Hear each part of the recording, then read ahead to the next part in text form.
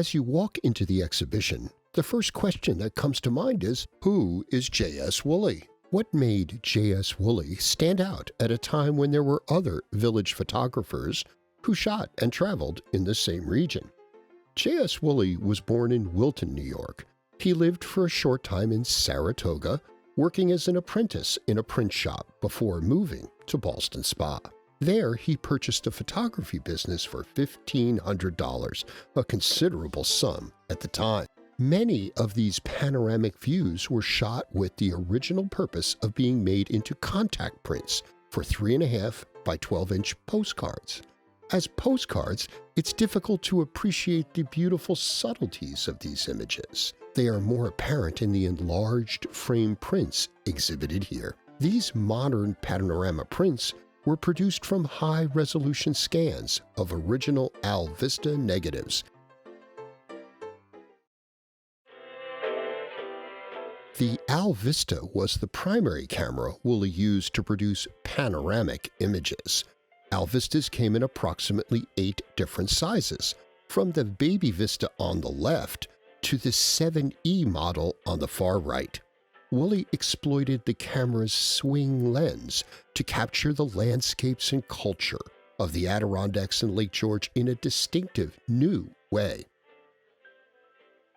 Most of the panoramas seen here were shot with the 5B, which used a 5 by 12-inch negative displayed here. Over time, the type of camera available to him changed. To begin with, Wooley worked with the dry glass plate process. He exposed his images onto fragile glass plates that measured either 5 by 7 or 8 by 10 inches.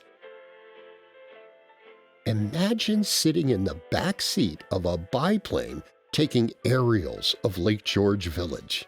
You can see biplanes berthed in front of the Fort William Henry Hotel. Patrons were taken up on rides over the lake. JS Wooley worked for more than a decade as a staff photographer at the Silver Bay YMCA on Lake George. He lived there and had his own studio and gift shop from which he sold his postcards. When he was not photographing groups of campers, he traveled around the area, photographing the towns and villages and their local events. These images provide a window into the development and growth of the communities around the lake at that time.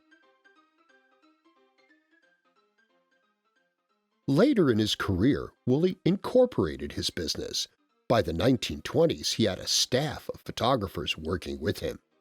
After a fire destroyed his Ballston Spa studio, the blaze may have been caused by the highly flammable nitrate film he used. No one knows for certain. Wooley designed new premises with an upstairs studio lit with skylights so that he could light his portraits with natural daylight. In the first part of the exhibition, we have seen how Wooley's artistic eye influenced his photography of landscape. Through portraiture, Wooley exhibited his understanding of lighting, the dynamics of his subject's position relative to the camera, and how to frame people in the camera. His portraits express his definitive sense of style and fashion.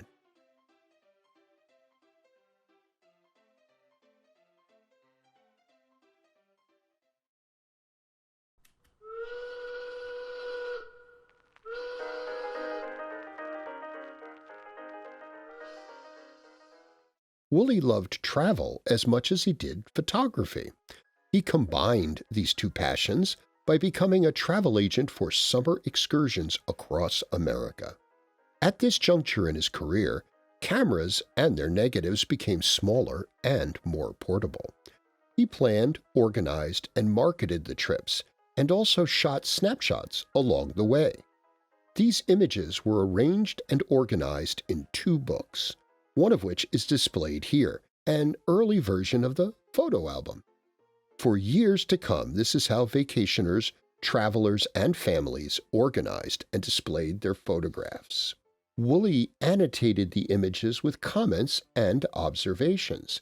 There's even an apology for having had problems with his camera that resulted in several images being out of focus or hard to recognize.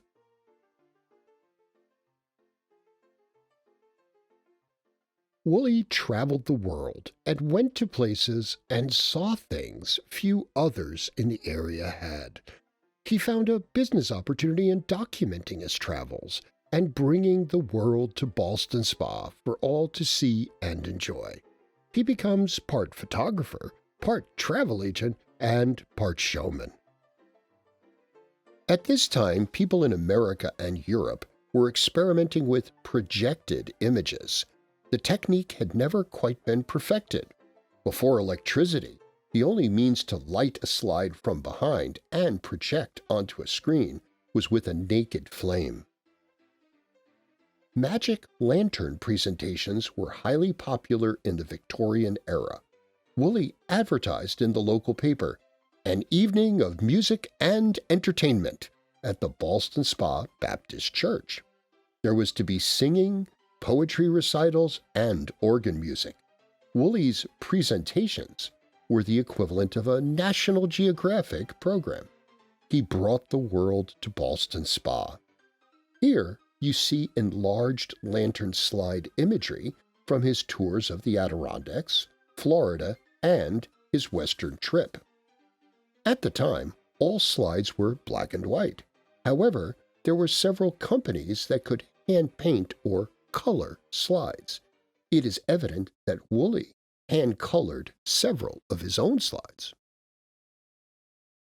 We see the eye of an artist shine through. This collection is varied in subject, format, presentation, and materials. It attempts to show the many facets within the industry that came available to Wooley over the years. What this body of work tells us is that Wooley took pictures because he liked to, and because he was clearly fascinated by the combination of technology, skill, and personal perception that taking photographs embodies. The quantity and amazing variety of his photographs reveal a man excited by the infinite details of his physical environment and determined to leave a detailed record of that reality as he understood it. There are many features of American society, of course, that do not appear in the record left by Wooley, but he recorded the world he knew and excelled in with affection.